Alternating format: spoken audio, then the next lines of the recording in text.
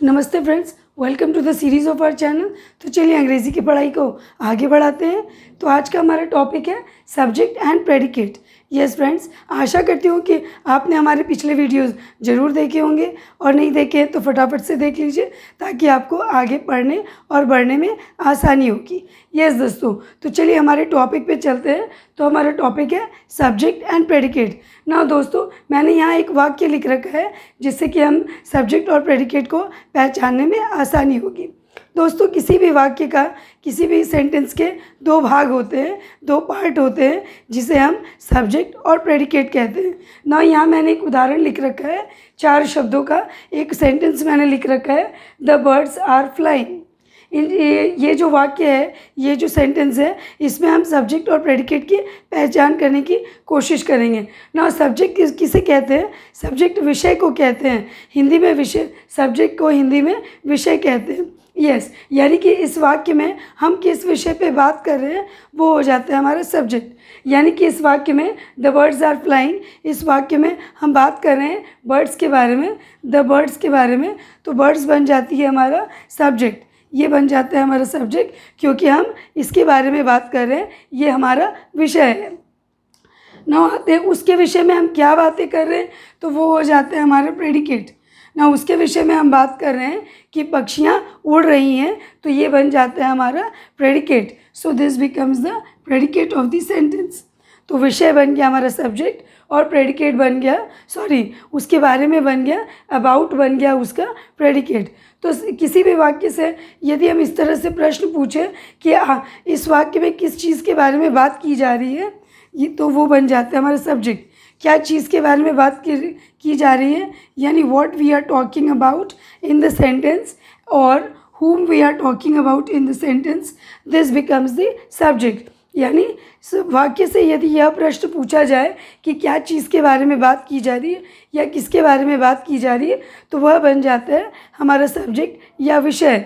अब उसके बारे में क्या बात की जा रही है, उस विषय के बारे में क्या बात की जा रही है, तो वो बन जाता है हमारा प्रेडिकेट। यानी predicate about the subject, about the subject, subject के बारे में हम क्या बात कर रहे हैं, तो वो बन जाता है हमारा प्रेडिकेट। ना यहाँ मैं और एक उदाहरण देती हूँ जिससे कि आपको समझने में आसानी होगी। The horse is drinking water. ना इस वाक्य में the horse is drinking water, यहाँ हमारा विषय है हॉर्स, बिकॉज हम किसके बारे में बात कर रहे हैं, हम घोड़े के बारे में बात कर रहे हैं। और घोड़ा क्या क्या कर रहा है, तो वह पानी पी रहा है, तो वो बन जाता है हमारा प्रेडिकेट। यस दोस्तों, ना ये तो था सब्जेक्ट और प्रेडिकेट की पहचान।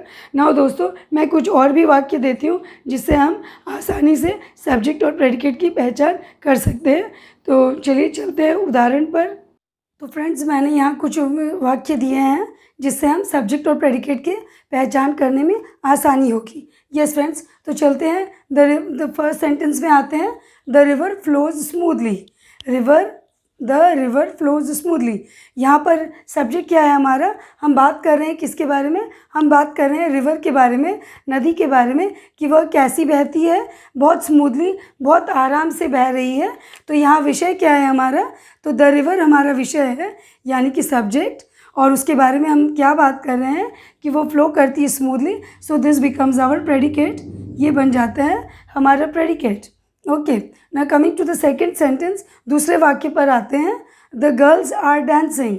ना यहाँ पर किस विषय में बात हो रही है, हम लड़कियों के बारे में बात कर रहे हैं कि द गर्ल्स, ये बन जाता है हमारा सब्जेक्ट। और उसके बारे में हम क्या बात कर रहे हैं कि they are dancing. So this becomes our predicate. उसके बारे में हम क्या बात करें कि लड़कियां नाच रही हैं, तो this are dancing becomes the predicate. Now coming to the third sentence, तीसरे वाक्य पर आते हैं। The boy is very naughty. तो हमारा विषय क्या है, हम किस चीज़ के बारे में बात कर रहे हैं या हम किसके बारे में बात कर रहे हैं, हम बॉय के बारे में बात कर रहे हैं, लड़के के बारे में बात कर रहे हैं। तो ये बन जाता है हमारा सब्जेक्ट। और उसके बारे में हम क्या बात कर रहे हैं कि इज़ वेरी नॉटी, वह बहुत शरारती है। So this becomes our predicate. Now coming to the fourth sentence, Maya is singing a song. Maya is singing a song. तो हम किसके बारे में बात कर रहे हैं? हम माया के बारे में बात कर रहे हैं। तो ये हमारा विषय है वाक्य का।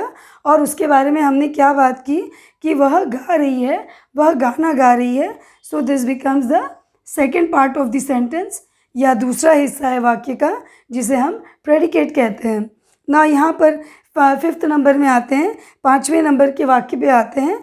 Dogs bark loudly. यहाँ किस विषय में बात हो रही है?